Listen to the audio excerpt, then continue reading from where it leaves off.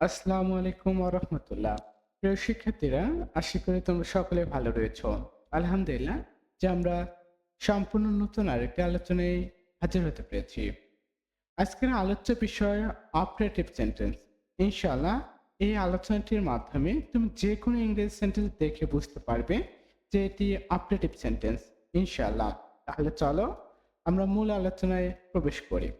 প্রথমে বেসিক অংশটুকু আমরা একটু দেখে নিই যে অপারেটিভ সেন্টেন্স কাকে বলে। অর্থাৎ যে সেন্টেন্স দ্বারা প্রার্থনা, আশীর্বাদ, অভিশাপ, অভিলাষ প্রকাশ পায় তাকে অপারেটিভ সেন্টেন্স বলে। অর্থাৎ যে সেন্টেন্স দ্বারা সাধারণত আশীর্বাদ বা প্রার্থনা বা অভিশাপ দেওয়া হয় সেই সেন্টেন্সগুলোকে আমরা বলে থাকি অপারেটিভ সেন্টেন্স। তবে তোমাদেরকে সহজ করে দেওয়ার জন্য শুধু এই দুটি তথ্য মনে রাখো। সেটি হচ্ছে প্রার্থনা এবং আশীর্বাদ। এই দুটি সাধারণত দেখা যায় যে প্রার্থনা এবং আশীর্বাদ যদি কোনো সেন্টেন্সের মাধ্যমে বোঝায় তাহলে সেটাকে আমরা অপারেটিভ সেন্টেন্স বলে থাকি। প্রথমে এক্সাম্পল দেখে নেই, এরপরে ইংরেজি কোনো সেন্টেন্স দেখা মাত্রই তুমি বুঝে নিতে পারবে যে এটা অপারেটিভ সেন্টেন্স। লক্ষ্য করো, for example, May Bangladesh prosper, যে বাংলাদেশ উন্নতি করুক। যে বাংলাদেশ এমনিতে আমাদের হচ্ছে ডেভেলপিং কান্ট্রি, সো বাংলাদেশ কি করুক আর উন্নতি করুক। সো যেহেতু এটা প্রার্থনা বা আশীর্বাদ বোঝাচ্ছে, সো এটা হচ্ছে আমাদের অপারেটিভ সেন্টেন্স। এরপর লক্ষ্য করো, মে হি পাস দ্য এক্সামিনেশন, সে পরীক্ষায় পাশ করুক। মে হি পাস দ্য এক্সামিনেশন, সে পরীক্ষায় পাশ করুক। এটা কি করাচ্ছে? আশীর্বাদ বোঝাচ্ছে যে সে পরীক্ষায় পাশ করুক। সো এটা হচ্ছে আমাদের অপারেটিভ সেন্টেন্স। এরপর ফোকাস করো, লং লিভ দ্য কিং, যে রাজাদের দীর্ঘজীবী হোক। এটা কি বোঝাচ্ছে? এটা প্রার্থনা বোঝাচ্ছে যে রাজা দীর্ঘজীবী হোক। সো এই সেন্টেন্সটিকে আমরা আরো বলতে পারি, লং লিভ আওয়ার প্রেসিডেন্ট, আমাদের প্রেসিডেন্ট দীর্ঘজীবী হোক। এরপরে দেখো, wish you a happy birthday, যে তোমার জন্মদিনের শুভেচ্ছা।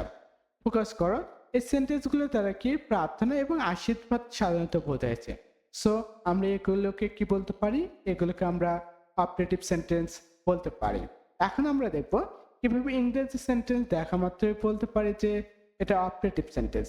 ওকে, এটা জানতে হলে আমাদেরকে যেটা জানতে হবে সেটা হচ্ছে কয়েকটি গঠন দেখতে হবে। সাধারণত তিনটি গঠন রয়েছে, যে তিনটি গঠনের মাধ্যমে অপারেটিভ সেন্টেন্স গঠিত হয়। প্রথম নম্বর গঠন সেটা হচ্ছে মেয়ে দ্বারা কি হয়? মেয়ে দ্বারা অপারেটিভ সেন্টেন্স গঠিত হয়। অর্থাৎ সেন্টেন্সের শুরুতে যদি তুমি মেয়েকে দেখতে পাও, যে মেয়ে যদি সেন্টেন্সের শুরুতে থাকে তাহলে তুমি নিঃসন্দেহে ভেবে নিবে এটা হচ্ছে আমাদের অপারেটিভ সেন্টেন্স। মেয়ের পরে কি থাকতে পারে? সাবজেক্ট থাকতে পারে, এরপর ভার্ব থাকতে পারে, এরপর অবজেক্ট অথবা এক্সটেনশন থাকবে। অর্থাৎ মেয়ে প্লাস অ্যাসার্টিভ সেন্টেন্স, মেয়ে প্লাস অ্যাসার্টিভ সেন্টেন্স।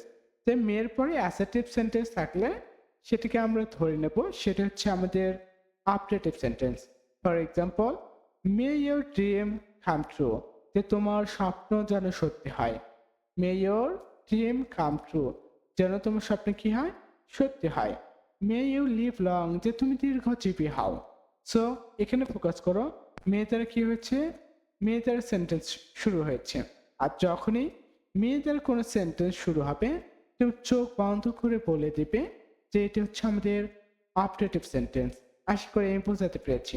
সো আমাদের গেল এক নম্বর গঠন।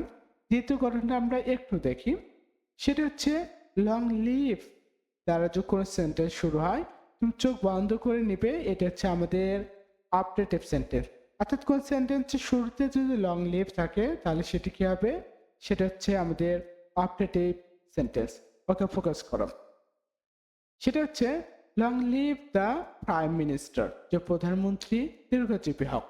এখন ফোকাস করো, লং লিভ, যে লং লিভ সেন্টেন্সের শুরুতে রয়েছে, তার মানে তুমি এটা বলতে পারো এটি হচ্ছে আমাদের অপারেটিভ সেন্টেন্স।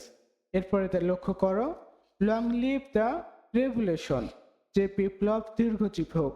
যে বিপ্লবগুলো হয়ে যায়, যেমন কিছুদিন আগে আমাদের 24শে গণ অভ্যুত্থান হয়েছে, তো সেটাকে কি একটা বিপ্লব আমরা ধরে নিতে পারি। সো বিপ্লব কি হোক? দীর্ঘজীবী হোক। যে বিপ্লব করেছে, যে সংগ্রাম করেছে সেটা কি হবে? যে দীর্ঘদিন হয় বা এটার জন্য এর উপর আমরা প্রতিষ্ঠিত হতে পারি। সো লং লিভ কথাটি রয়েছে, তার মানে এটা কি? এটা হচ্ছে আমাদের অপটেটিভ সেন্টেন্স। এখন ফোকাস করো, এই সেন্টেন্সগুলো যেমন হওয়ার কথা ছিল সাধারণত এইভাবে হওয়ার কথা ছিল না। যেমন হওয়ার কথা ছিল সেটা হচ্ছে may the prime minister live long, অথবা may the revolution live long. এই সেন্টেন্সগুলো এমন হওয়ার কথা ছিল, কিন্তু এই গঠন অনুযায়ী সাজানোর ফলে আমরা কি করতে হতে পারি এটাকে? এটাও আমাদের অপারেটিভ সেন্টেন্স। আর যদি এইভাবে লেখা থাকে তাহলেও তুমি ধরে নেবে, অর্থাৎ মে দ্য সেন্টেন্স শুরু হয়েছে, সো এটা হচ্ছে আমাদের অপারেটিভ সেন্টেন্স। এই দুটি গঠনের বাইরেও আরো একটি গঠন দেখা যায় বা লক্ষ্য করা যায়, সেটি হচ্ছে মে বা লং ছাড়াও উইশ দ্বারা অপারেটিভ সেন্টেন্স কি হয়? গঠিত হয়। অর্থাৎ কোনো সেন্টেন্সের শুরুতে যদি উইশ থাকে, যে উইশ থাকলে সেটাকে আমরা ধরে নিতে পারি সেটা হচ্ছে আমাদের অপারেটিভ সেন্টেন্স। যেমন wish you a happy life, যে তোমার জীবনে সুখ কামনা করি। এরপর ফোকাস করো wish you a safe journey, যে তোমার নিরাপদ যাত্রা কামনা করি। উইশ হচ্ছে প্রার্থনা করা, কোনো কিছুর জন্য প্রার্থনা করা। সো যেহেতু মে এবং লং নেই, তার মানে কি থাকবে? উইশ থাকবে। তার মানে তুমি যদি ধরে নাও মে, লং এবং উইশ, জাস্ট ফোকাস করো যে এই তিনটি ওয়ার্ড, যে মে অথবা লং অথবা উইশ দ্বারা যদি কোনো সেন্টেন্স শুরু হয় তাহলে সেটাকে আমরা ধরে নিতে পারি সেটা হচ্ছে অপারেটিভ সেন্টেন্স। আসলে ধরে নেবে না, চোখ বন্ধ করে তুমি বলে দেবা এটা অপারেটিভ সেন্টেন্স। আর এই অপারেটিভ সেন্টেন্সের আলোচনাটুকু করা হলো আমাদের নোভেল ইংলিশ গ্রামার এই বইটি থেকে। বাজারে অসংখ্য বই রয়েছে, তার মধ্যে যদি বলতে হয় কোন বইটি তারা ইংরেজি শেখা শুরু করবে, যে বইটি একাডেমিক, অ্যাডমিশন, জব এবং প্রফেশনাল লাইফে ইতিমধ্যে বাংলাদেশে সাড়া জাগিয়েছে, সেই বইটি হচ্ছে নোভেল ইংলিশ গ্রামার এই বইটি। এই বইটির একটু সূচিপত্র যদি আমি তোমাকে দেখাতে চাই, নোভেল ইংলিশ গ্রামার বইয়ের সূচিপত্রের প্রথমে যেটি দেওয়া রয়েছে সেটা হচ্ছে গ্রামারের মৌলিক অংশ দেওয়া রয়েছে। সেখান থেকে আমরা সেন্টেন্সের যে আলোচনাটুকু রয়েছে সেন্টেন্সের আলোচনাটুকু করতেছি। এর পূর্বে লেটার, অ্যালফাবেট, ওয়ার্ড, পার্সন নিয়ে আলোচনা করেছি। এর পরবর্তী সাবজেক্ট, প্রেডিকেট, অবজেক্ট, কমপ্লিমেন্ট এগুলো শেষ করব, অর্থাৎ গ্রামারের মৌলিক বিষয়গুলো এখান থেকে শেষ করা হবে।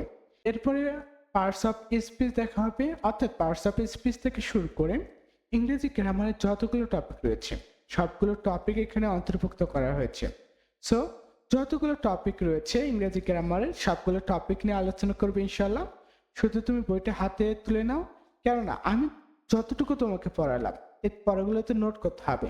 যদি নোট করতে না চাও বইটি থেকে শুধু দাগিয়ে নিবে এবং বুঝে নিবে এবং সেই অনুযায়ী আবার রিভিশন দেবে। সো ভালো থাকো, সুস্থ থাকো, নোভেল ইংলিশ একাডেমির সঙ্গে থাকো।